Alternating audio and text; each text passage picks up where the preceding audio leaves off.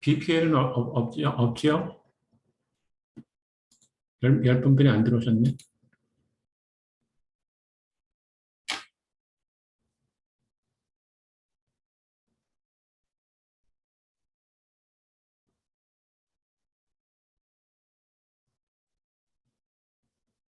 저희 동네는 낮에는 비는 되게 많이 왔는데 지금은 그래도 그쳤어요. 근데 비가 굉장히 많이 온다고 합니다. 잠깐만요.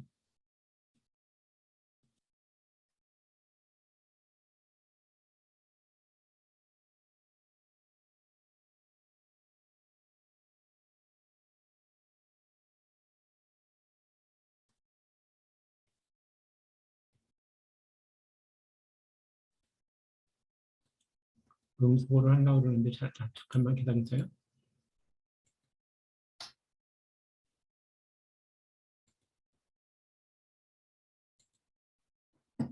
우선 지지난주 걸 보면 어, 우선 안 내신 분들이 몇 분 있는데 여기 표시 안 된 분들은 다시 한번 내주세요. 그다음에 거의 다 많이 잘 푸셨는데 어, 여기 어, 단기 운용이익이 143만 원이 아니라 6만 원이 나오면 좀 잘못된 거거든요. 그런 분이 한 몇 분 계신데 보시면 여기서 이렇게 50만 원을 했거든요. 50만 원을 했으면 여기도 50만 원 하는 게 맞습니다. 그래서 그 지금 요거를 50만 원으로 바꿔야 되고요. 그 다음에 여기 지금 돈이 안 나간 것처럼 돼 있는데 여기 화면 공유가 안 됐는데요. 그래요? 죄송합니다. 지금은 됐나요? 지금 화면 경고 됐나요?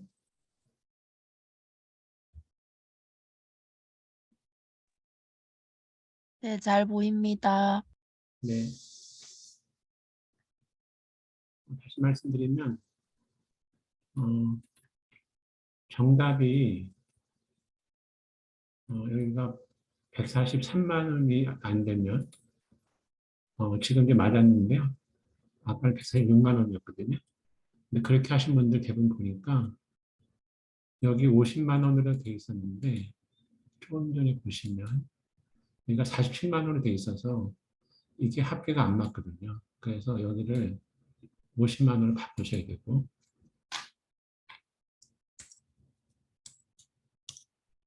그 다음에 여기가 3만 원이 안 나갔는데 여기가 3만 원이 나간 걸 해야 됩니다.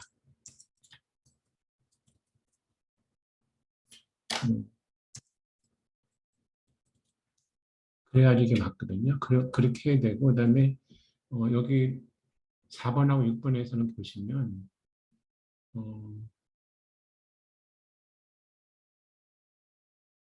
그,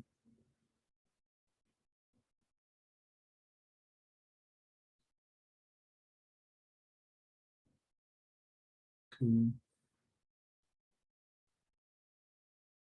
사회복지법인에서 보니까 좀 그렇게 하긴 하던데 어떻게 하냐면 그러니까 복지법인을 쓰지 않다 보니까 이렇게 50만 원을 지출을 해서 그 3만 원에 대한 세금을 다른 통장에다 넣어놔요.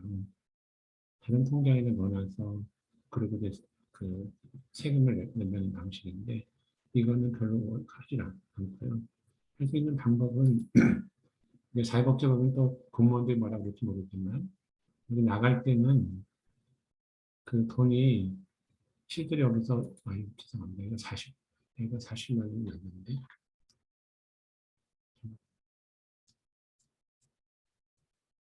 여기는 47만 원이 맞습니다.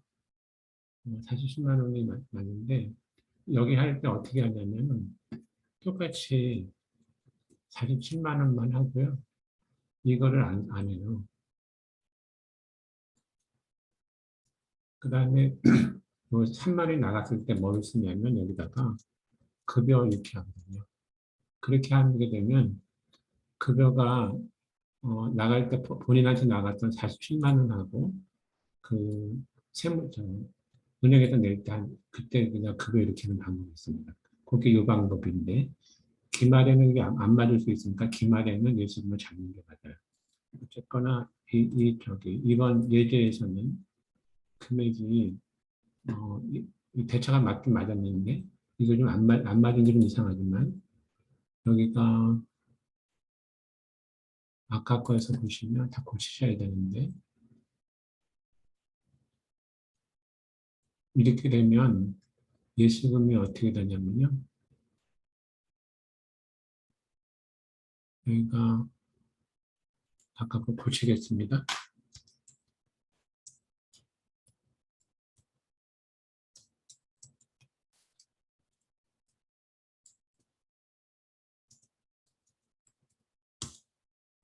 이렇게 고치고 그러면 예수금이 이렇게 돼서요.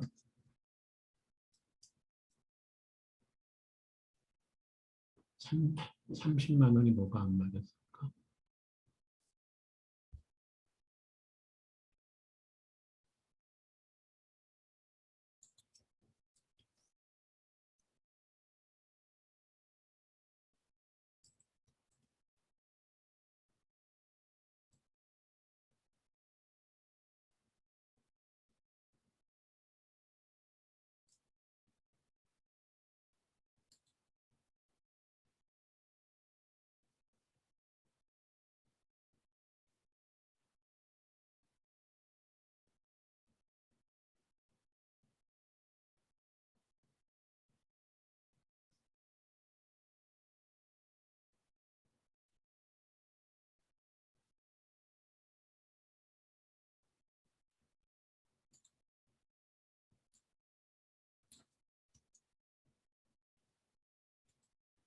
그래서 지금 30만 원이 뭐가 안 맞거든요.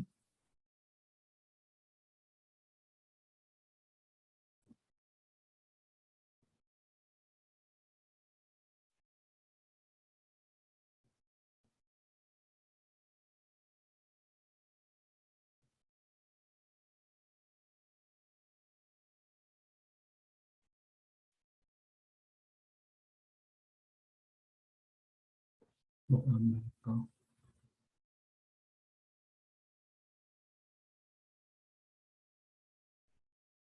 시간상 요거는 나중에 제가 좀 찾아서 나중에 보내드릴게요.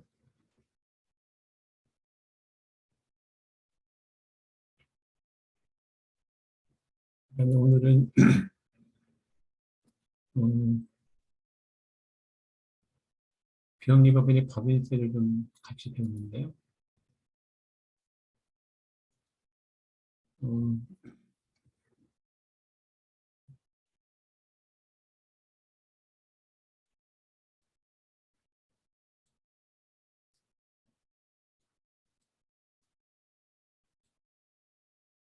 우선 공익법인이라는 말이 좀 나오고 그러는데 우선 법인세법에서는 어, 저기 비영리법인이라는 말을 써요. 여기서 쓰는 말은 뭐냐면 비영리법인이 수익 사업을 하게 되면 법인세를 내라. 그런 데서 쓰는 그 용어고요. 그다음에 예전에는 2020년까지는 그 법정기부금단체, 지정기부금단체 이런 말을 썼는데 2021년에 교육재정부 기재부에서 기부금대상 공익법인이라는 말을 바꿨어요. 근데 올해 다시 또 바꿉니다. 그래서 그 기부금 대상 공익법인이 그 말이 들어왔다가 2년 만에 폐지가 되는데 그거 말고 또 상증세법상에 다음 주에 될 상증세법상에도 공익법인이라는 말이 있습니다. 그래서 우리나라에 공익법인이라는 말이 세 가지가 있다고 했는데 그 공익법인 설립 및 운영에 관한 법률에 의한 게 하나 있고요. 그다음에 공익법인, 상징세법상의 공익법인 여기는 등자가 원래도 붙어 있어요. 그다음에 기부금자산 공익법인 이렇게 있었는데 그게 지정기금단체라는 말이 되고 올해 세법이 정부 마음대로 바뀌게 되면 이 말은 다시 어떻게 바뀌냐면 특례기부금단체, 일반기부금단체 이렇게 바뀝니다. 보시면 우리나라에 비영리법인이 한 얼마 있냐면요. 한 120만 개 정도 있어요. 근데 상대세법상의 공익법에 해당되는 거는 종교법인 통계가 나오긴 않는데 종교법인을 제외한 그 공익법인이 한 9만 8천 개 됩니다. 종교법인이 의외로 이렇게 조그만 교회나 사찰 같은 게 따로 있어서 그 숫자가 상당히 많긴 많아요. 그리고 이제 여기서 우리가 알 거는 뭐냐면 상생세법의 공익법인하고 기부금 단체하고 좀 다를 수 있다. 그런 것이 이 그림의 표시입니다. 이 그림은 어디서 나왔냐면 국세청의 공익법인 세무안내라는 책 거기에서 복사를 했었다는 말씀입니다. 비영리 공익법에 대해 세법의 권을 보게 되면 비영리 법인은 수익사업에 생긴 것만 법인세를 냅니다.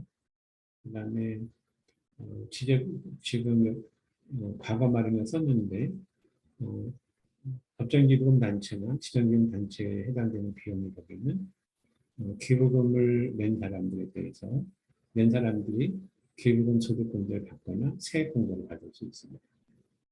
그 다음에 상경세법상의 공익법인은 이제 그 받은 입장에서 보게 되면 원래 그게 증여세 과세 대상인데 그 상경세법상의 공익법인이 되면 그 기부금 출연금에 대해서 증여세를 과세하지 않습니다. 여기다 써놨던 거는 아까 말씀드렸던 건데 법인세법상의 공익법인이란 말이 들어왔었는데 지난 7월 달에 발표된 것을 보면은 그 이제 예전에 법정기금단체를 특례기금단체, 그다음에 지정기금단체를 일반기금단체 말을 바꿔서 2년 만에 바꾸게 됩니다. 그다음에 그 위에 지방세법에 따라서 취득세, 재산세 이런 갖는 이런 것들이 있는데 그거는 해당되는 데는 달라서요. 이게 하나 통일되게 강의하기가 좀 어렵습니다. 여기서 이렇게 하고 나서 이렇게 이제 증여세를 비과세하고 나서 몇 번 말씀드릴 텐데 이렇게 조세 혜택을 받고 나니까 이 기부금을 제대로 썼는지 안 썼는지에 대해서 일반 대중들도 감시를 하지만 세대시 그 세금을 감면받은 거가 되기 때문에 세금 감면을 받은 사업을 같은 게 굉장히 까다롭게 많이 있습니다. 그런데 아마 다음 주에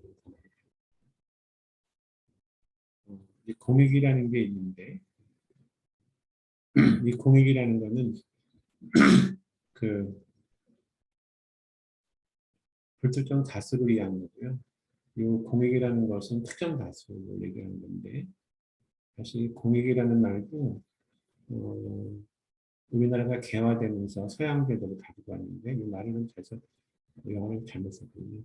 퍼블릭 인터리스트하고 퍼블릭 베니핏이 있어요. 근데 공식적으로는 퍼블릭 인터리스트를 쓰고 독일 영향을 좀 받은 거고요. 미국 사람들은 퍼블릭 베니핏을 좀 쓰는 것 같습니다. 그리고 조선시대 때는 공이라는 게 왕이 하는 거는 공이라고 그랬는데 이제 그게 좀 많이 바뀌어서 지금 이렇게 불특정 다수를 위한 것이 이제 공익이라고 얘기하는데 이것도 우리 기초 배우는 여러분들한테 말씀드린 바지만 그 행정법에서 얘기하는 공익하고 세법상에서 이 공익하고 조금 다를 수도 있습니다. 근데 이렇게 거기까지 복잡하고요. 그러니까 공익법이라는 것이 불특정 다수를 위한 것 이렇게 보시면 되고 다음 시간에 얘기도 하겠지만 장학재단 중에서 예를 들어서 충청도에서 만든 그 장학재단은 충청도 출신 학생들한테만 장학금을 주기도 하고 이러거든요. 그러면 이제 불특정 다수가 아니라 이쪽이 되는데 이것도 이제 기획재정부에서 허가를 받다든지 하나세무서에서 승인을 받으면 이 불특정 다수로 인정을 받을 수 있는 것도 있습니다. 그다음에 이제 비영리법인의 경우에는 말을 좀 바꿔서 정확한 건 아닌데 영리사업을 하면 영리사업이라는 말을 쓰지 않고 수익사업이라는 말을 씁니다. 그러니까 법인세에서 그 비영리법인이 세법상에서 정한 수익사업을 하게 되면 법인세를 내라 이렇게 되어 있습니다. 그런데 이제 우선 법인세라는 게 뭐가 있냐면 각 사업의 소득, 그러니까 매년 결산해 나온 소득이라는 게 있는데 그것이 있고요. 해산하고 나서 청산할 때 소득, 그다음에 토지 양도 소득, 미래 소득이 있는데 내국 법인들은 여기가 네 개가 다 해당이 돼요. 근데 비영리 법인은 뒤에서 나오는 그 수익사업 여기가 되고 청산소득 안 내고 미연소득 안 내고 토지 양도세는 낼 수 있습니다. 그래서 비영리 법인은 각 사업의 소득에 대한 수익사업 소득하고 토지 양도세 소득에 대해서 낸다 이렇게 보시면 되겠습니다. 그다음에 이제 법인세는 좀 어려워서요. 제가 받았던 비영리 담당자 실무자 중에서 이 법인세 신고서를 스스로 작성하는 분은 아무도 안 계세요. 회계사나 세무사 도움을 받아야 되는데 그래도 우리 단체에 어떤 점을 조심해야 되겠구나 이런 거는 좀 아실 필요가 있어서 오늘 강의가 필요하다고 보시면 되겠습니다. 이제 법인세 가격상은 여기 앞에 거랑 마찬가지인데 이거 좀 풀어서 쓴 건데 요거는 이제 매년 발생하는 거고요. 청산소득은 법인이 해산할 때 하는 건데 보통 비영리 법인은 해산하게 되면 그 자녀재산을 국가나 아니면 또 유사 사업을 하는 비영리 법인에 넘기게 되어 있기 때문에 청산소득이라는 게 우리가 필요가 없습니다. 그래서 안 되고 토지 양도소득에 대해서는 제가 한번 색깔을 바꿔놨는데 어, 이제 부동산에 대한 거가 여기에 들어가서 과세가 돼요. 과세가 되는데 주택이나 비사업용 토지에 대해서는 여기다 이것만 한 게 아니라 플러스 한 번 더 냅니다. 이게 비영리법인도 해당이 돼요. 여기에 해당되는 데들이 어떤 데가 있냐면 학교법인들 같은 데가 임야 같은 거를 가지고 있는데 그 임야가 보통 학교용 토지가 아니거든요. 교육용 토지가 아니라서 그거를 팔게 되면 여기도 세금 한 번 내고 여기도 한 번 더 내고 그렇습니다. 사회복지법인 중에서도 보면은 사회복지 시설에 쓰지 않는 토지들이 좀 있을 수 있어요. 그렇게 되면 그걸 만약에 팔게 된다 그러면 여기서 한 번 내고 여기서 한 번 내고 그럴 수 있습니다. 그 다음에 이제 이론적으로 말씀을 드리면 법인세는 순자산 증가세라고 해서 어떤 행위를 해서 돈을 벌었든지 모두 다 과세가 됩니다. 근데 소득세는 어떻게 다르냐면 세법에서 연루한 소득만 과세를 해요. 그래서 법인세는 순자산 증가세라고 하고 소득세는 원천세라는 말을 쓰고요. 다다음 주에 배우겠지만 소득세는 크게 종합소득, 퇴직소득, 양도소득 이렇게 분류소득이라고 그러고 그걸 다시 종합소득은 안에 6가지가 있습니다. 사업소득, 근로소득, 이자, 배당, 연금, 기타 이렇게 해서 6개가 종합소득이기 때문에 2주에도 말씀드리겠지만 이걸 이렇게 3가지로 나눴던 이유는 뭐냐면 이거는 거의 매년 생기는 거고요. 퇴직소득이나 양도소득은 가끔 생기거든요. 그래서 이 2개는 별도로 나와서 따로 계산을 합니다. 용어가 좀 다른데 회계에서는 수익에서 비용을 차감한 거를 이익이라고 합니다. 수익에서 비용에서 손실이 났으면 이익이라고 안 그러고 손실이라는 말을 써요. 법인세에서는 용어가 수익이랑 비슷한 걸 입금이라는 말을 쓰고 비용이랑 비슷한 거를 순금이라는 말을 써요. 그 다음에 이제 단기순이익이라는 말을 쓰지 않고 사업소득이라는 말을 씁니다. 그래서 용어가 좀 달라요. 그리고 서로 좀 다릅니다. 근데 이제 개인 소득세에서는 뭐라고 쓰냐면, 어, 어, 이제 여기 이제 근로소득이라는 게 있었는데 사업소득이 비슷하긴 하지만 근로소득 수익 금액이라는 말이 있어요. 거기서 비과세하고 비과세를 제외하고 필요기금들을 체감하면 그거를 근로소득 금액이라고 얘기를 합니다. 그리고 사업소득은 어떻게 하냐면 사업소득 수익 금액에서 필요경비라는 것을 빼면 사업소득 금액이 됩니다. 그래서 그 소득세에서는 소득이라고 얘기도 하고 수입이라고 얘기도 하고 성금에 대한 것을 뭐라고 하냐면 필요경비라고 얘기합니다. 그래서 회계에서는 수익 비용이라는 말을 쓰는데 법인세 회계에서는 입금 송금을 쓰고 사업소득에서는 사업소득 필요경비 이런 말을 씁니다. 그래서 말이 좀 다르다는 말을 말씀드렸고요.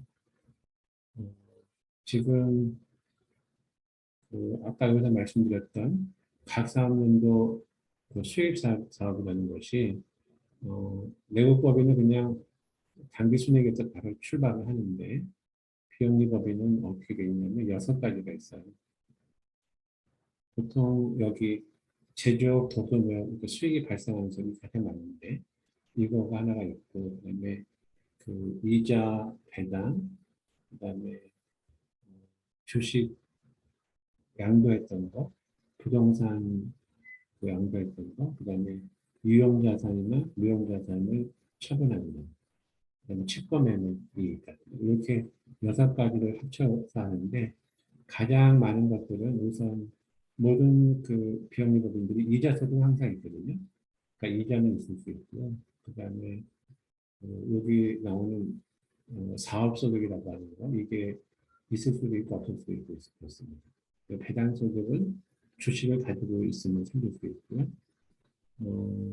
그다음에 그 유형 무형자산의 처분 수익인데 이게 어, 그 아까 말씀드렸던 그 토지나 건물 같은 거를 취득하게 됐습니다. 이게 가사하게 되는데 다만 3년 이상 고유목조 사업을 사용된 건물을 지으하게 되어 있습니다. 예를 들어서 제가 교회를 말씀드리면 교회 같은데 이제 교회 건물이나 아니면 목사님 그러니까 담임 목사 그 사택을 3년 이상 하게 되면 그거는 고유목조 사업을 해서 3년 이상 했던 것들은 양도 차익이 나왔다 하더라도 과세가 안 됩니다. 그거랑 관계없이 아까 말씀드렸던 토지 등 양도소득 이거는 어, 주택이나 비상용 토지에 대해서는 이거랑 별도로 한 번 더 내야 돼요. 그런데 여기에 또 보면은 어, 전문가들이 봐야 되겠지만 내는 게 또 예외 조항들이 상당히 많이 있어서 그 실제로 과세 대상인지 아닌지도 많이 따져봐요. 그다음에 이제 이게 수익 사업이냐 아니냐가 굉장히 어려운데 제가 레코멘드하는 거는 어떤 새로운 사업을 하려고 할 때는 어, 회계사나 세무사한테 상담하는 것도 필요하고요. 가장 확실한 거는 국세청에다가 질의회신을 내서 회신을 받아서 하는 것이 가장 좋습니다. 여기 이제 수익 사업의 그 사례들을 공익법인 세무안내인도 몇 개를 복사해서 해왔는데 예를 들어서 아파트 입주자 대표회 이것들이 비영리법인인데 이게 지정기금 단체나 아니면 상인세법상의 공익법인이 아니지만 아파트 입주단체도 법인격이 없는 비영리 법인이 되는데 다른데 빌려주고 무슨 자영권을 받았다 이거는 수익사업에 사장된다고 써 있고 뭐그 저작권법에서 자영료 받으면 그것도 수익사업이고 그래서 수익사업에 대한 게 굉장히 많습니다. 그래서 노인 전문병원 같은 거를 수탁받아서 정부로부터 수탁받아서 하는 경우 그것도 이제 수익템이 될 수 있고요. 뭐 이렇게 굉장히 나눠서 하나하나마다 그 새로운 거 할 때는 그 조태 전문가랑도 상의를 하지만 더 확실한 거는 뒤에서 말씀드렸지만 국세청에다 질의 혁신을 위해서 하는 게 훨씬 좋습니다. 여기서 보시면 장학법인들이 보통 건물 가지고 임대 사업을 하게 되거든요. 그거는 부가세 과세 대상이고 또 하나 법인세 수익 사업이 됩니다. 두 번째 건이 조금 그 애매할 수도 있는데 보통 그 무상으로 제공할 수 있거든요. 근데 실비 변상적인 거는 받으면 그때는 수익 사업 안행을 할 수도 있어요. 약간 애매할 수 있습니다. 그다음에 요새 보면 몇 년 전부터 보면은 교회나 그 설악산 입구에는 시흥사 이런 데들도 카페 같은 걸 하는데 카페 하게 되면 이거는 사업소득이 돼요. 그다음에 카페를 개인에게 빌려주고 하게 되면 무상으로 빌려줬으면 괜찮게 하는데 이거를 무상으로 빌려줬으면 여기랑 비슷하게 임대 사업이 됩니다. 이거를 무상으로 빌려주게 되면 어떤 이슈가 있을 수 있냐면 특수관계가 없으면 관계없는데 특수관계가 있으면 부당이라는 이슈가 있을 수 있어요. 그리고 교회는 사찰에서 서점 운영할 수 있는데 이런 부가치세는 서점이 면세가 되기 때문에 부가세는 면세인데 그 저기 법인세는 수익사업에 대해서 과세가 됩니다. 그다음에 문중에서 전담을 농업법인에게 빌려주고 임대를 받는 경우가 있는데 이거 제 친구가 물어봐서 쓴 건데 과거에는 그냥 개인한테 빌려줬기 때문에 임대료에 대해서도 그 세운기한서 같은 거를 발부가 안 해줬는데 농업법인한테 빌려주다 보니까 이게 세운기한서를 여기서 달라고 그래가지고 그래서 세운기한서를 발행하고 이렇게 되면 이것도 수익사업이 됩니다. 그 다음에 법인세라는 게 뭐냐면 이익이 나야 되거든요. 이익이 안 나면 손실이 나면 세금을 안 냅니다. 그래서 이런 다 사업, 부가가치세는 이익이 났냐 관계없이 10%를 상대방한테 받아서 내지만 법인세는 뭐냐면 이익이 났을 때 세금을 내는 것이 다른 세금이라면 다른 세금이 되는 것이 이거는 이제 제가 국세청에다 질의를 하라고 했는데 국세청에서 질의할 때 여기 하나 없는 것도 뭐냐면 세무서에다가 전화해서 물어보는 경우가 있어요. 근데 그거는 거의 그 뭐라 그러나 나중에 다른 공무원이 와서 그거 아닙니다 그러면 효력이 없어요. 그다음에 또 하나는 국세청 그 콜센터가 있거든요. 거기서 상담해주고 그러는 데 있는데 그분들 상당히 자기 분야에 대해서 굉장히 전문가들입니다. 그거를 구조를 해주기도 하고 인터넷으로 서면으로 내면 서면으로 과거에 상담해줬던 거를 보내주기도 하고 그러는데 그것도 효력이 없어요. 효력이 없다는 말씀이 다른 사람이 와서 다르게 해석하면 그 상담받은 거가 그냥 무시되고 할 수가 있어요. 그래서 가장 좋은 거는 사면 질의하고 세법에서 사전 답변 질의가 있는데 예전에는 당사자가 아닌 사람들도 이 질의 같은 걸 했는데 요새는 꼭 본인이나 위임받은 회계사나 세무사, 변호사들이 하게 되고 사면 질의라는 거는 일반적인 건데요.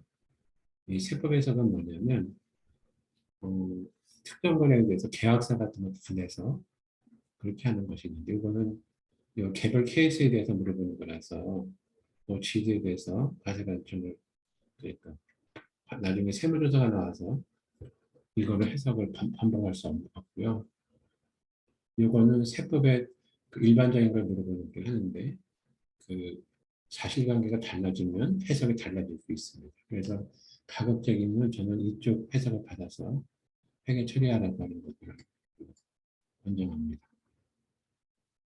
그 다음에 수익 사업이라는 걸 하게 되면 60일 이내에 이렇게 수익 사업을 하면서 고유번호증 가지고 있는 거를 사업자 등록을 바꿔야 되는데 그 법인세법상의 수익사업하고 부가가치세법상의 부가세 과세사업이 다를 수 있긴 있는데 법인세법의 수익사업을 하게 되면 사업자 등록이라는 걸 바꾸게 되고 부가가치세상의 과세 대상이라 그러면은 사업자 등록에 과세 사업자 이렇게 될 거고요.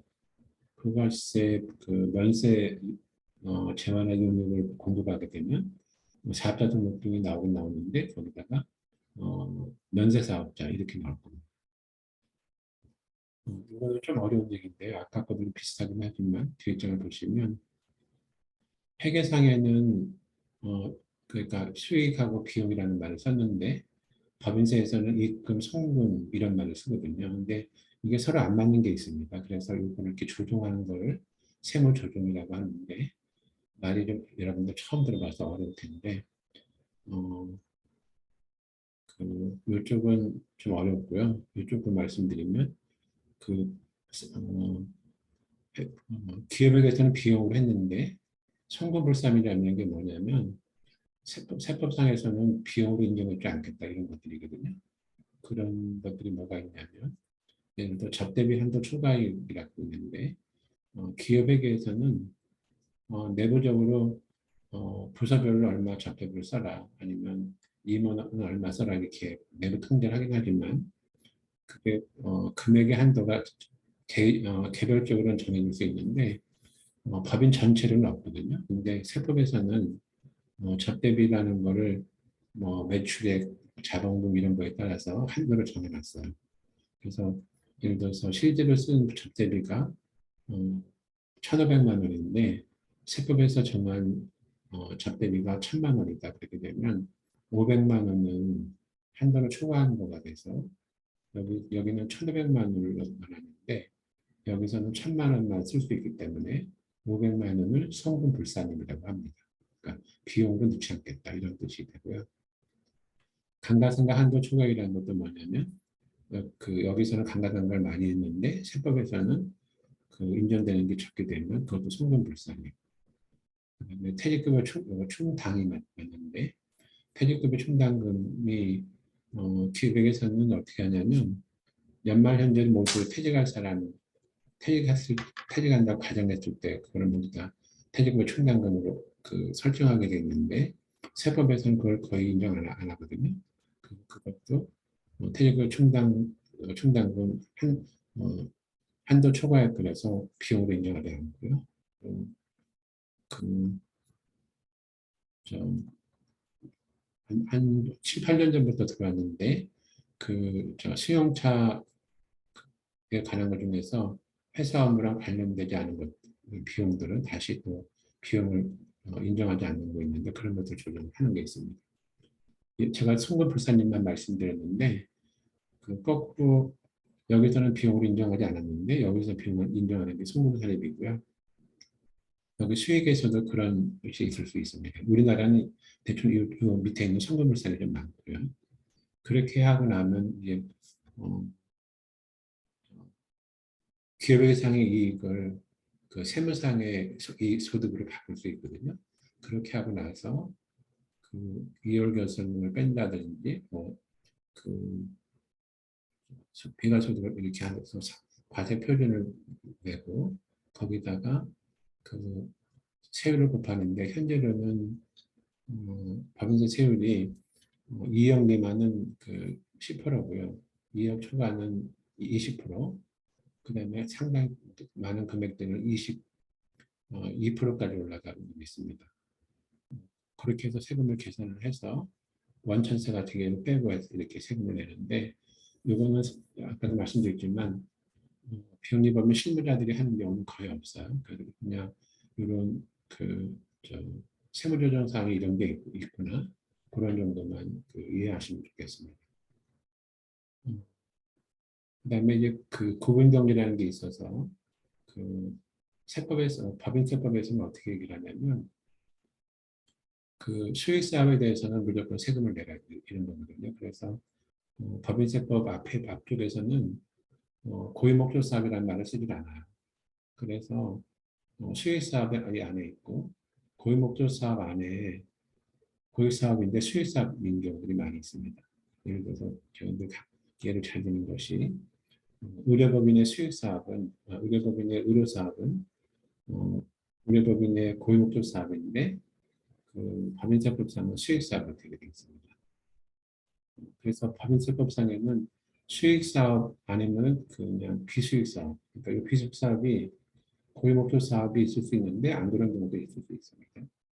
상정세법상은 어떻게 얘기를 했냐면 거기는 공익목적 사업이라는 걸 하고 그다음에 수익용 수익사업인 거라서 이게 조금 안 맞을 수 있어요. 근데 법인세 목적으로는 이렇게 수익사업, 비수익사업 이렇게 하는 것이 필요합니다. 근데 그 사업을 아주 크게 하지 않는 데들은 이거를 별로 구분하지 안 해도 되는 경우들이 많이 있어요. 오늘 강의 들으시는 분들 경우에는 이거 거의 안 하고 하는 경우도 많이 있을 겁니다. 그 다음에 이제 고유목적 사업하고 공익목적 이 말이 나는데 사실 이게 똑같은데 이 고유목적 사업 지출이라는 거는 법인세법에서 얘기를 쓰고요. 그러니까 정관에 규정된 설립된 목적으로 수행되는 사업 이렇게 얘기를 하고 또 여기서 다만 수익 사업 외 사업을 먼저 하고 있어요. 그러니까 그 의료법인을 얘기를 하게 되면 의료 사업이 그 고유 목적 사업이 되는데 법인세법상으로는 어떻게 되냐면 그저 의료 사업은 그 수익 사업이니까 고유 목적 사업에 제외가 됩니다. 의료법인들은 고유 목적 사업이 거의 없는 것처럼 될 수 있어요. 근데 여기 이제 상정세법상의 공익 목적 사업이라는 거는 거의 비슷하게 여기 공익 목적 사업 등이라는 걸 써놨거든요. 그래서 그 정관상의 공익 목적 사업에서 사용하는 것, 요거는 여기랑 똑같거든요. 그래서 그 고익 목적 사업이라고 할 수 있는데 여기서는 고익 목적 사업이라는 말을 쓰지 않고 공익 목적 사업이라는 말을 바꿔놨어요. 그 다음에 이제 공익 목적 사업에 충당하기 위해서 그 수익 사업용과 수익 사업을 운영하는 것. 그러니까 이렇게 고익 목적 사업에 직접 투입하지 않고 수익 사업용이나 수익을 운영하는 것. 이것도 뭐냐면 그 공익 목적 사업 등에 사용한 것으로 보도되어 있거든요. 그게 법인세랑 조금 다릅니다. 그다음에 여기 또 보시면 출연받은 재산을 해당 공익사업의 효율적 수행을 위해서 중부관청의 허가를 받아서 다른 공익법인에 출연한 경우를 포함합니다. 이렇게 되어 있습니다. 이것도 논란들이 굉장히 많을 수 있는데 이제 상정세법상의 공익법인들이 후원금 같은 걸 받고 나서 그거를 다른 데다가 이렇게 다른 단체들한테 지원을 이렇게 하는 경우가 있거든요. 근데 여기서 보시면 중요관청의 허가를 받아야 할 것 이렇게 되어 있거든요. 근데 이제 이게 일일이 허가 받는 경우가 거의 별로 없고요. 목적 사업의 어디죠? 공동모금이라든지 군내거스라든지 이렇게 하는 데들은 그 저기 목적이 자체가 그 후원을 받아서 다른 단체에 그 배분하는 거를 이제 하는 사업들이니까 그런 경우는 정관 자체가 중간에 허가를 받은 거라고 볼 수 있는데 그렇지 않은 단체들은 다른 단체 이거를 그 후원할 때는 이게 중간층의 허가를 받아야 되는지 이런 그 이슈가 있을 수 있어요. 어떤 단체는 그 이제 해외에다가 그 후원을 보내는 경우가 있는데 해외에다 보내는 거는 그 이슈가 굉장히 많습니다. 우리나라는 지금까지 해외에다가 후원을 보내는 경우가 별로 없어서 세법으로 정비가 안 돼 있는데 그 해외에 있는 사람들한테 돈을 보내는 거가 중요가 돼서 여기서 보내는 사람들이 징역세를 내는 이런 논란들이 있을 수 있어요. 그거는 다 개별로 한번 혹시 그런 데가 있으면 나중에 다른 말씀을 드리겠습니다. 그다음에 법인세법의 비영리법인은 우리나라가 제가 그 우리나라 해방된 이후 그걸 다 써놨는데 지금 가장 큰 그 변화가 된 게 뭐냐면 1989년에 그 이자 배당 주식량도세 이런 것들을 수익성과 범위가 포함 더 추가했어요. 이게 어떤 의미냐면 예전에는 요거만 냈었는데 여기 하나, 둘, 셋 이것들을 법인세 수익 대상 수익사비가 추가를 했어요. 그러다 보니까 이자만 있던 조그만 비영리법인들도 그 비용 수익사비가 가지가 돼 있고 또 하나 예전에는 비영리법인에 대한 세율이 좀 낮았었는데 세율이 낮은 것도 없어버렸습니다. 그랬더니 비영리법인이 굉장히 어, 컴플레인을 되게 많이 했어요. 그랬더니 이제 94년도에 어떻게 했냐면 예금 이자와 배당은 100%, 기타는 50%는 고위목적 사업 준비금을 하는 제도를 만들었어요. 근데 사실 이게 굉장히 어렵습니다. 그리고 회계사들도 잘못하는 사람들이 많아서 저기 세무서 사람들은 골목토 사업 준비금을 설정하는데 단체들이 가면 요거를 잘 분석을 하게 되면 추징세액이 꼭 나온다고 그렇게 얘기하는 연구들도 있어요. 그다음에 이제 외국 같은 경우를 보면은 이제 비영리 법인의 수익 사업에 대해서 과세하게 되는 경우가 뭐냐면 미국은 non-related income이라고 해서 고위목적 사업이나 관련 없는 거에 대해서 법인세를 내도록 하게 되어 있고요. 일본은 원래 없다가 2차 세계대전 패전 후에 미국에서 이제 그 번번하면서 프로필 메이킹 액티비티에 대해서 과세를 해라. 그렇게 해가지고 이제 그거를 이번에 번역을 어떻게 했냐면 수익사업이라고 번역했어요. 이게 지금 우리나라의 금융 비용이라고 보시면 됩니다.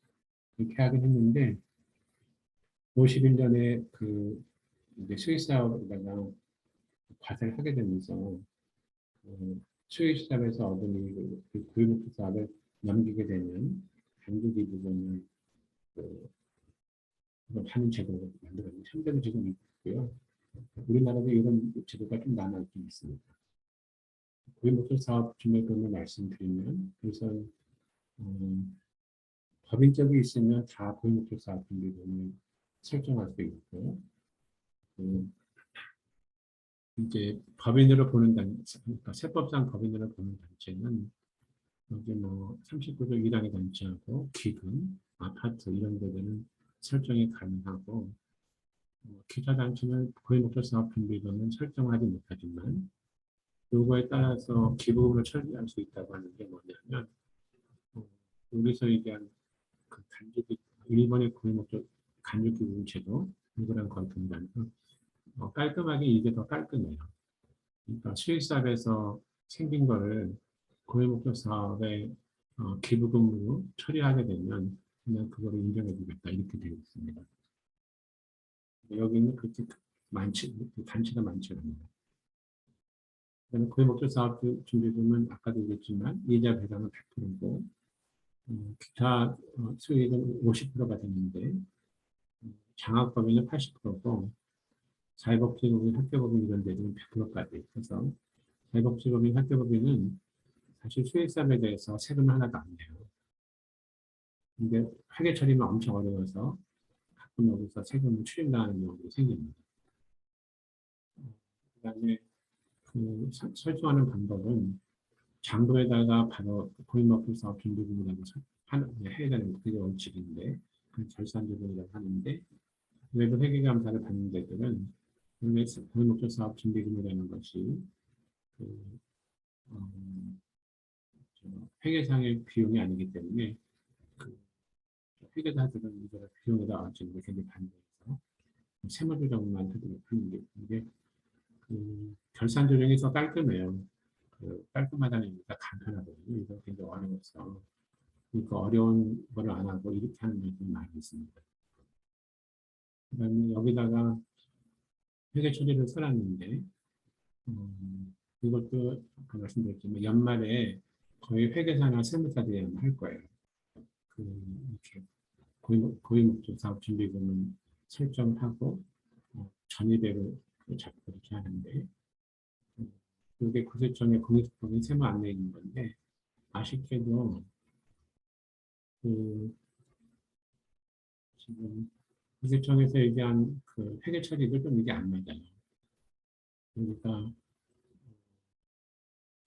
여기서 이 돈을 받았을 때 고유목적 사업 준비금 수입이라고 잡아서 하게 됐는데 이렇게 하면 복잡 굉장히 어려워서 이렇게 하는 것보다 그 이게 2018년에 3.1회계법인에서 나온 공익법인 회계부분 해설에서 나온 건데 이렇게 회계 처리하는 게 가장 좋고요. 제가 이거 강의하면서 강조하는 게 뭐냐면 법인세는 여러분들 그 설명드려도 잘 모를 텐데 요거 하나 고유목적 사업 분기금액이 있으면 이거를 담당하는 회계사나 세무사한테 보여드리고 이렇게 회계 처리를 하라고 하더라. 이렇게만 전해주시면 좋겠습니다. 이게 어떤 의미냐면 그 고유목적 사업 분기금을 어떤 사람들은 과세 이연이라고 얘기를 해요. 변호사나 그 비용이 전문이라고 하는 변호사나 그 회계사들도 이런 얘기를 하던데 그건 아니고요.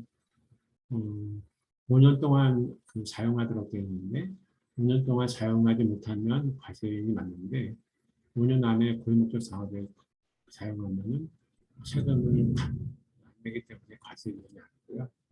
회계 처리를 굉장히 이걸 모르는 분들이 비용이 보면 회계 처리가 안 됐던 사람들이 거의 모르는 회계 처리인데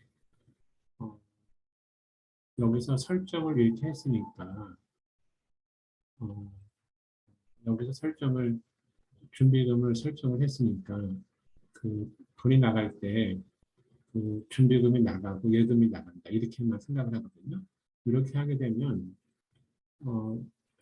그 다음 연도에는 그 사업비가 없게 돼요. 그래서 어떻게 해야 되냐면 이 방법 2로 해야 됩니다. 그러니까 예금이 나가고 무슨 사업비라고 이렇게 처리를 하고 이 준비금을 썼으니까 이거를 없애는 회계 처리를 이렇게 해야 됩니다. 이렇게 해야지만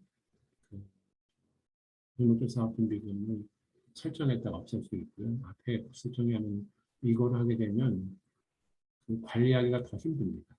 그래서 이렇게 하는 거를 이제 추천한다고 여러분 단체 담당하는 회계사나 세무사한테 말씀을 드리면 좋겠습니다.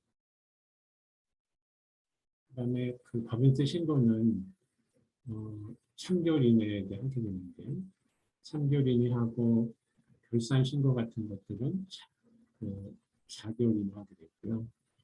위자소득만 있는 비영리법인은 다른 사업소득이 없으면 위자소득에 대한 것만 별도로 할 수가 있습니다. 이렇게 해서 환급을 받게 돼요.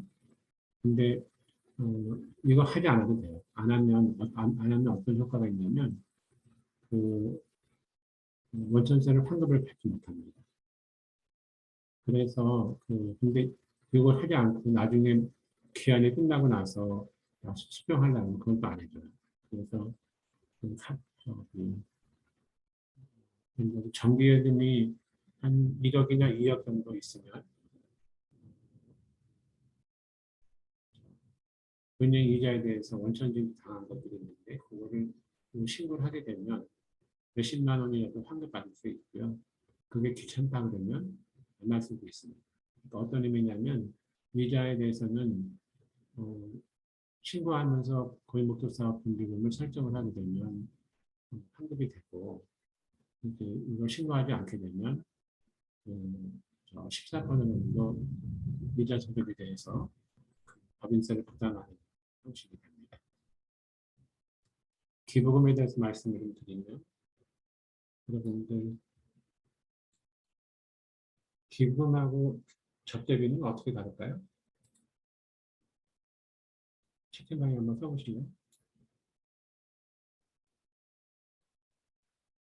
기부금하고 접대비는 어떻게 차이가 날까요?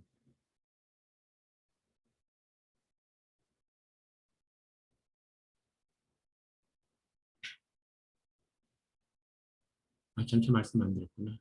접대비라는 말도 이제 내년에는 세법에서 없어져서 업무 추진비라는 말로 바꿔요.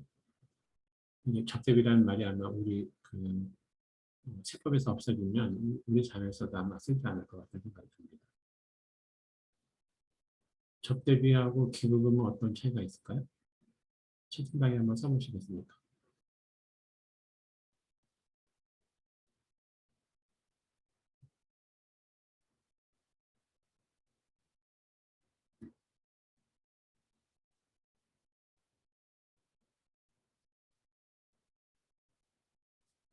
아무도 안 쓰시면 쓸 때까지 기다릴 겁니다. 여러분 한번 찾아보세요. 접대비와 기부금의 차이. 인터넷 이런 데서 찾아보시면 되는데.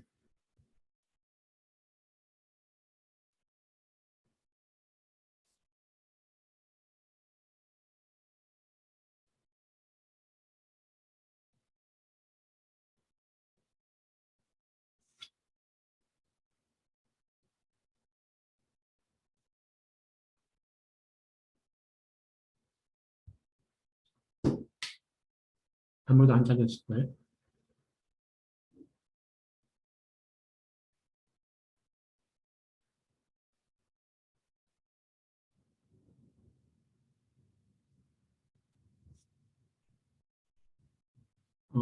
그 접대비는 그 기업의 업무와 관련된 맞아요. 업무와 관련된 거가 접대비고요. 기부금은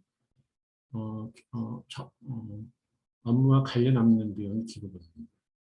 그래서 법인세 이론에서 보면은 선금이라고 하는 거가 뭐냐면 수익, 입금, 그 매출이랑 관련된 것만 원래 어, 비용으로 인정하는 거거든요. 근데 기부금이라는 게 업무와 관련이 없으니까 원래는 세법에서 비용으로 인정하지 않는 게 맞아요. 근데 이제 사회공헌 차원에서 좀 일부를 인정을 해주는 거, 이게 기부금이라고 보시면 되겠습니다. 기부금이라는 거는 그 말들이 굉장히 많아요. 용어가 이렇게 비슷한데 증명, 기부금, 기부금, 출연재산, 후원금, 그다음에 기금 선택의 회비도 다 기부금이라고 보시면 됩니다. 그러니까 뭐 미국도 보니까 용어를 다 이렇게 비슷한 것을 따로따로 쓰는 것이 많아요. 우리나라만 그런 건 아닌데. 그래서 기부라는 게 반대급 없이 금전이나 물품을 제공하는 행위를 말하고요. 기부금은 보통 회계 처리를 어떻게 하냐면 지난번에 공익법인 회계에서 말씀드렸지만 현금이나 현금으로 받는 거, 현금을 받을 때가 아니다.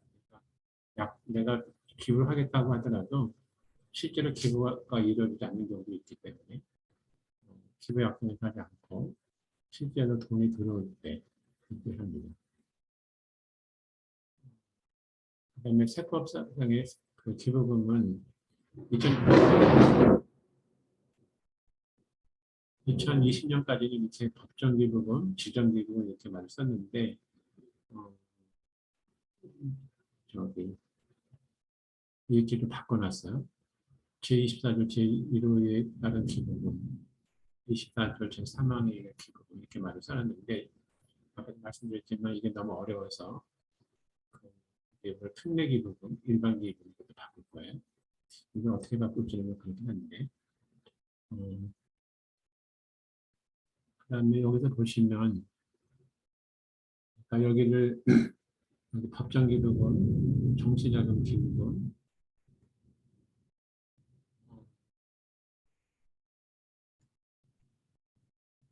그다음에 지정 기부금, 종교단체 기부금, 의료자료 기부금, 공제 제외라고 되어 있는데 이게 어떤 뜻이? 여기 필요경비, 청금, 그다음에 세금이 않는 기부금이 있는데 이게 어떤 의미냐면 세법에서는 이거를 예전에 퀴즈 한번 냈지만 비지정 기부금이라고 해요. 그러니까 세법에서 인정되지 않는 기부금은 세법에서는 공제 제외라는 말을 쓰고 통상적으로는 비지정 기부금이라고 이렇게 얘기를 합니다. 그다음에 기부세제를 좀 요약을 하게 되면 법정기부금은 소득금액이라는 걸 뒤에도 말씀드리겠지만 소득금액에서 50%까지 비용으로 인정할 수 있고요. 그다음에 지정기부금은 10% 범위 안에서 해당이 됩니다.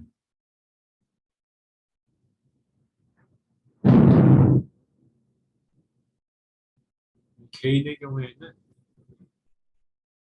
그 개인 사업자, 그러니까 개인으로서 그 개인 사업하는 사람들하고 같이 월급쟁이랑은 다르게 되는데 개인 사업자는 여기 비슷하게 필요경비 선입을 하는데 여기는 우선 법정기부금은 소득금액의 100%까지고요.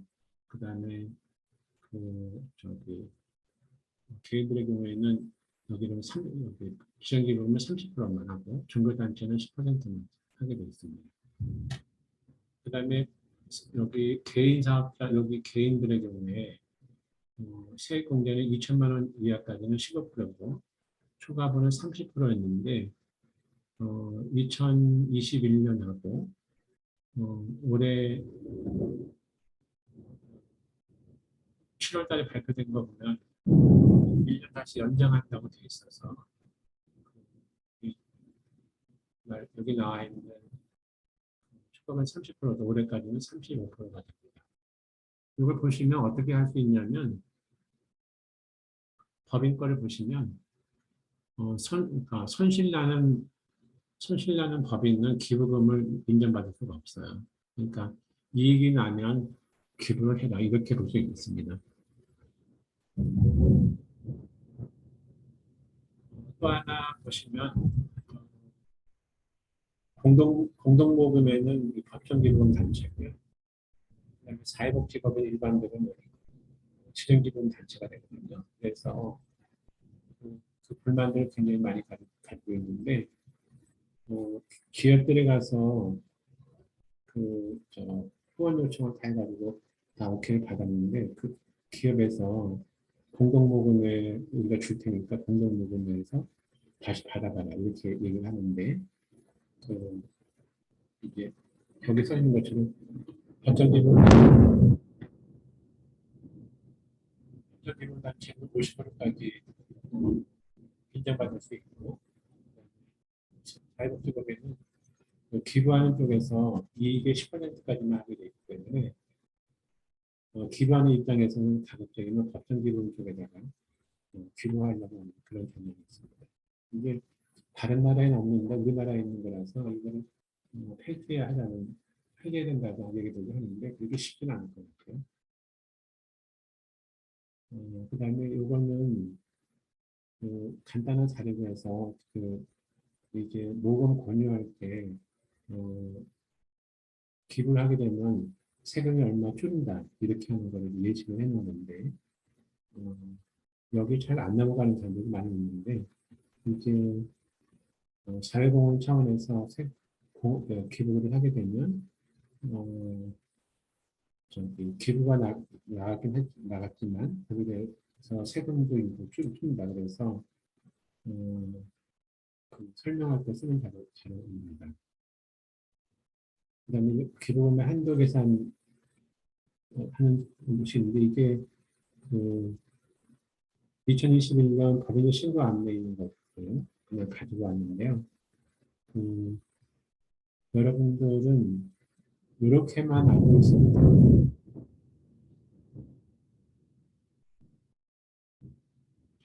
갈수 있고요. 이거는 이제 후원하는 법인의 측면에서 기부 한도는 이렇게만 하는 게 아니라 실제로는 이렇게 복잡하게 계산을 합니다.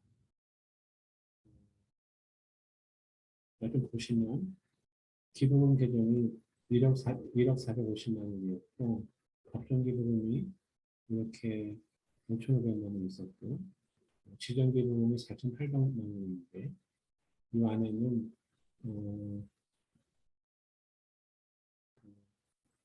1년 후에 만기 지급원들이 포함되어 있었습니다. 그러면 여기 전액 송금불산이 기부금이 되는 것이 150만 원. 이게 뭐냐면 공제불능 기부금 또는 비리정 기부금이 된 거고, 결산대상의 단기순이익이 1억 7,800만 원이었고, 세무조정하게 되면 입금산입 송금불산입을 4,150만 원을 하고, 여기에는 여기 전액 송금불산입 기부금하고 어음으로 지급하는 것도 포함되어 있다고 기억을 했고요. 그다음에 송금산입 입금불산입 금액이 이렇게 있고, 그다음에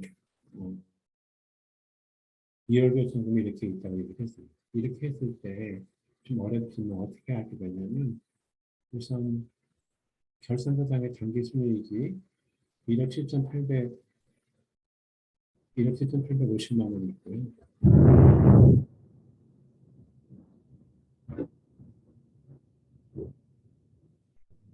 세무조정을 하게 되는데, 입금산입, 소금산입이 얼마냐면 4,150만 원이 있거든요.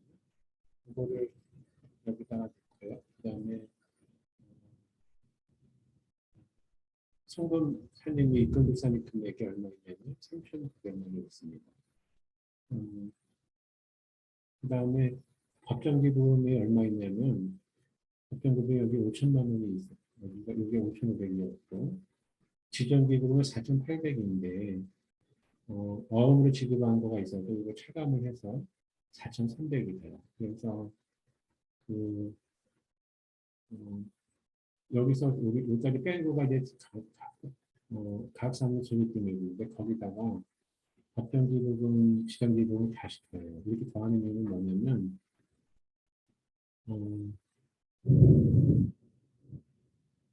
여기 이 숫자에는 법정기금은 지정기금이 차감되어 있는 숫자거든요. 근데 그 차감되지 않은 숫자를 만들어 놓은 거예요. 그래서 법정기금은 송금한 데가 어떻게 하냐면, 기준금액 여기서 결산금을 차감을 해서 기준금액 1이 나오면 이게 50%까지가 법정기금을 한 건데, 여기 법정기금이 5,500이니까 그 한도를 초과하지 않았어요.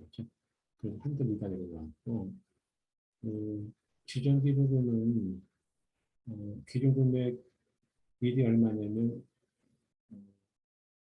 2억 7,900이 나왔는데, 여기서 그 2월 결산금을 빼서 법정기준금을 다시 빼고 하면 그 기준금액이 결정됩니다.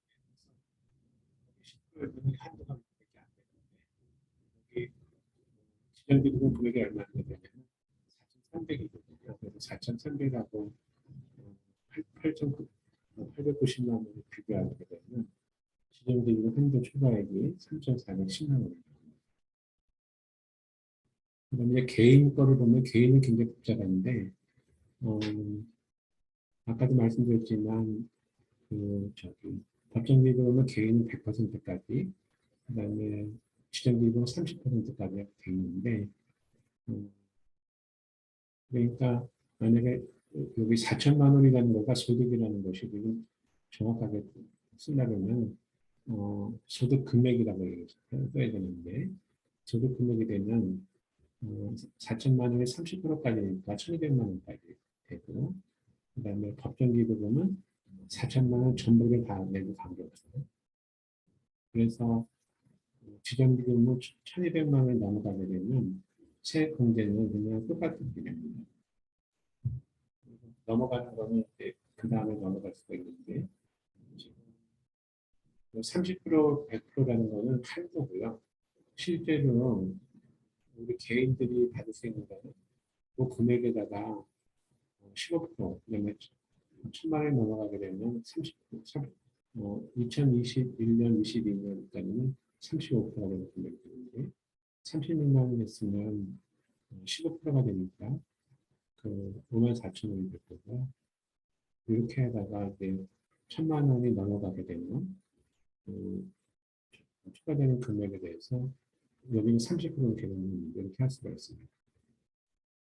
그다음에 더 복잡한 거는 이거는 작년에 30% 개인기부금은 정치자금은 100%까지 할 수가 있는데 10만 원까지는 다 했는데 10만 원 초과하면 15%, 3천만 원 초과하면 시거든요. 법정기부금은 이걸 뺀 금액에서 100%, 일차리 기부금, 이거는 저기 주거특례대항법에서 나온 것들인데 30%고, 그다음에 준비단체 이외의 거는 30%. 그러니까 준비단체가 있으면 굉장히 복잡한데 그렇게 하고 나서 이게 한도고, 그다음에 실제로 해주는 거는 15%, 35% 이렇게만 할 수 있습니다. 그게 이제 뒤에 있는 건데 여기 있는 3번하고 4번은 좀 잘못됐어요. 근데 이제 잘못됐다고 생각만 하시고 한번 앞에 거랑 개선해서 숫자 같은 거 해보시면 될 것 같아요. 그다음에 이것도 앞에 있는 거랑 좀 비슷하게 하는데도 다르긴 한데 예를 들어서 정치하고 500만 원 했으면 10만 원까지는 해주고 10만 원 추가해서는 15%를 해줬어요. 이제 법정기부금하고 이런 것들은 1000만 원까지는 15%, 넘는 것들은 30%, 이게 2021년, 2020년은 35%가 돼서 합격을 할 수 있는 그런 식이 됩니다. 그러니까 총 기부를 4,500만 원을 했는데 할 수 있는 거는 110만 원 정도 공개할 수 있습니다. 박근혜 정부 때는 이거를 필요는 경비대회를 하게 많았는데 그때 세액 공개를 하면서 기본세 공개가 굉장히 적어졌어요. 그다음에 법정기본단체, 개인기본단체 이런 것들 얘기하고 있는데, 그러니까 이게 법정기본단체가 어떤 개인의 경우에는 법인세법에 예고된 법정기본단체에다가 재난지역에서 자원봉사를 하게 되면 이들 5만 원 이런 것들을 이제 기부금으로 공개할 수 있습니다. 요거 한도 더 높았어요. 그 다음에 아까 말씀드렸듯이 공동모금회나 바보의 나눔이 여기에 해당이 됩니다. 그 다음에 지정기부금은 굉장히 복잡한데요. 이게 첫 번째, 두 번째, 세 번째, 네 번째로 해놨는데 첫 번째 뒤에 있는 것이 이렇게 6개 항목이 있고 여기서도 다시 또 기재부장관에서 고시하는 데들이 있고요. 여기서도 또 하는 게 또 있어요. 그래서 이렇게 지정기본 단체가 있고 소득세법에서는 어떻게 그러니까 이거는 법인들이 지출 기부금을 했을 때 약한 거고 개인들이 했을 때는 어떻게 되냐면 법인세법상의 지적인 지원 단체나 노조에 대해서 노조 회비를 우리나라는 기부금으로 하고 있습니다. 그다음에 국민신탁에 나가는 거, 그다음에 기부금 민간단체에 나가는 거 이것들도 개인들은 할 수가 있습니다. 이거랑 관련해서 말씀드리면 기부금 민간단체는 이게 어떤 의미가 되냐면 법인으로부터는 기부금을 받아도 법인이 기부금 공제를 못 받으니까 기부금 대상 민간단체는 개인한테만 후원금을 받는 그런 제약이 있습니다. 그래서 뒤에 지정기부금 단체도 어떻게 하는 것도 써놨는데 이거는 각 단체별로 자기 본인이 근무하는 데가 법정기부금 단체인지 지정기부금 단체인지 이렇게 해서 좀 보시면 될 것 같고요. 2018년에 굉장히 많이 바꿔냈어요. 그래서 예전에는 대한접식사 한국창업자들이 법정기부금 단체였는데 지정기부금을 바꿔놨고 그 다음에 예전에는 그냥 제가 도와주고 있는 동아시아 경비연구원도 학생정부 단체라서 그냥 신청하지 않아도 지정기부금 단체가 됐는데 이제 이거 바꾸고 나서 어떻게 되냐면 심사 거쳐서 예전에는 6년에 한 번씩 있는데 그러면 3년에 한 번씩은 바꿔놨습니다. 2018년에 굉장히 많이 시정기부 단체를 많이 바꿔놨고 그 지정인단체 신청할 때는 그 요건들과 해당이 되어 있고 과거에는 주무관청에서 신청을 추천을 해줬는데 지금은 국세청에다가 하게 돼서 바꿔놨고요. 그다음에 이거는 분기별로 고시하게 되어 있습니다. 추천 시할 때는 뭐 이런 것들이 이제 하게 되고요. 그다음에 민간단체는 아까도 말씀드렸지만 개인 후원금만 받는 단체가 되는데 이거는 김대중 정부 시절에 민간단체 지원법이라는 거 그다음에 거기서 이거는 어디서 하냐면 세무서에서 하지 않고 행안부에서 하는 것도 다른 거가 뭐냐면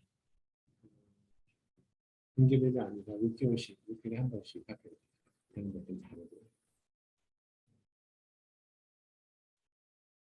민간단체 요건 같은 경우는 법인세랑 비슷하긴 한데 개인 후원금 비율이 50% 이상 이런 것들도 있습니다. 어떤 서류를 내겠다는 것들이 있고요. 법정기본단체는 예전에는 이걸 찾기 굉장히 어려웠었는데 국세청의 홈택스에 공익법인 결산 공시에 가게 되면 기본단체를 찾기로 되어 있는데 대한잡수자부터 찾아보면 이게 언제 됐고 법정기본단체인지 이런 데를 다 이렇게 할 수가 있습니다.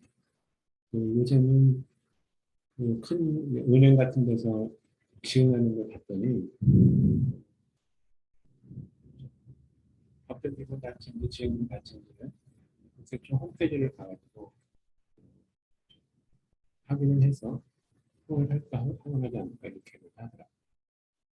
이거는 이제 제가 도와주고 있는 동아시아 경제연구원인데 거기가 2020년 10월 30일 날 법이 바뀌고 나서 신청을 했고요. 그다음에 5년 동안 공제를 발표를 하고 있습니다. 그다음에 여기 변호사회 같은 거에 대해 말씀을 드렸는데 변호사회 이런 데들은 공익법인 되기가 힘들어요. 그러니까 이게 뭐냐면 특정 가수가 아니라 변호사들만 위한 단체가 돼서 지정기구를 같이 직전기구 단체가 못하는 경우가 있습니다. 회계사회도 마찬가지고요. 뭐 세무사회도 비슷하고 학회들은 거의 비슷하다는 거죠.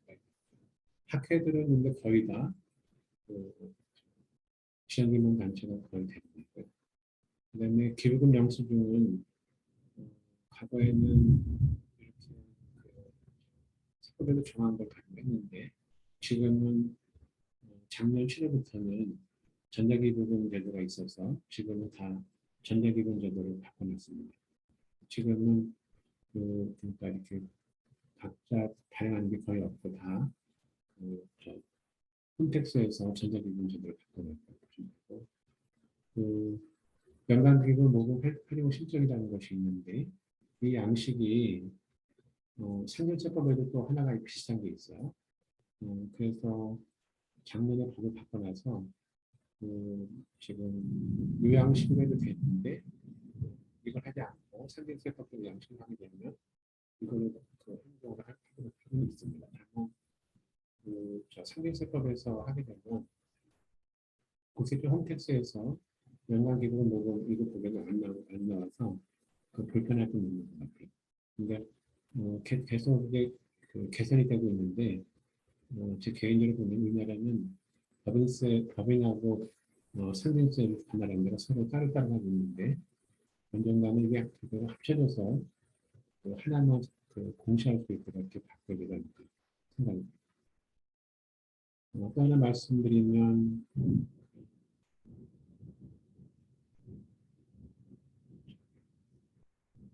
종교법인은 이걸 내지 않아도 되겠는데 종교법인도 종교법인 중간 나름대로 이렇게 독특한 게 있지만 현금으로 되는 헌금 같은 것들은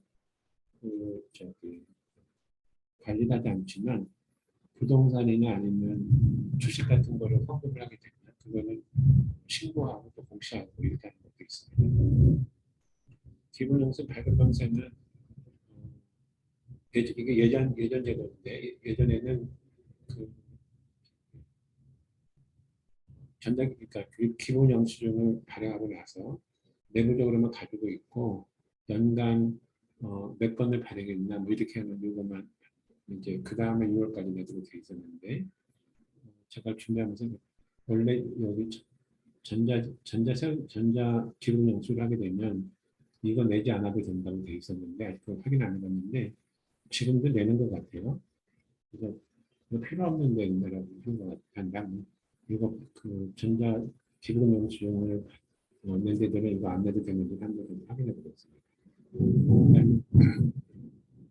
예전 근데 이것도 기부자별 발급 명세서를 그냥 가지고 있다가 청장이나 세무서에서 요구하면 내도록 하고 있는데 이것도 전자 기부 영수증을 하게 되면 필요 없어서 이것도 없애도 되지 않을까 생각이 드는데 이것도 한번 업데이트를 한번 더 해보겠습니다.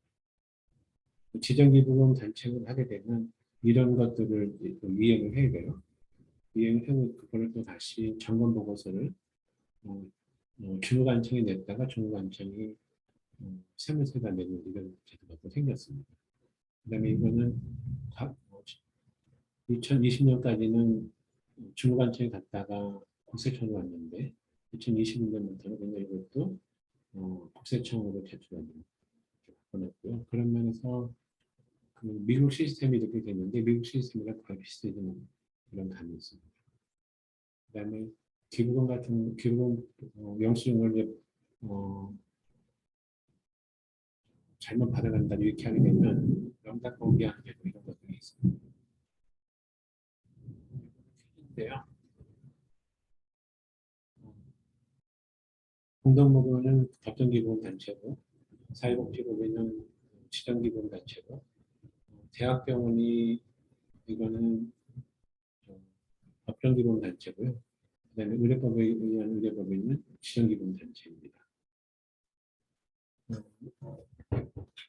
제가 준비한 건 여기까지고요. 혹시 질문 있으시면 말씀드리겠습니다.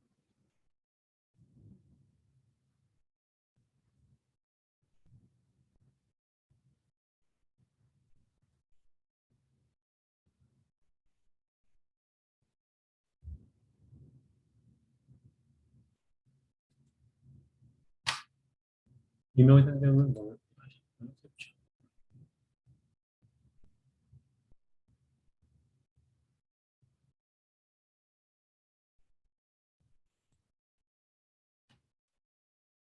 오늘 수업은 여기까지 하고요. 좀 이따가 카톡방에다가 오늘 퀴즈 올려드리겠습니다. 다음에 수고 많으셨고요. 8월 15일 날 그 휴일이지만 강의합니다. 다음 주에 뵙겠습니다. 나가셔도 돼요.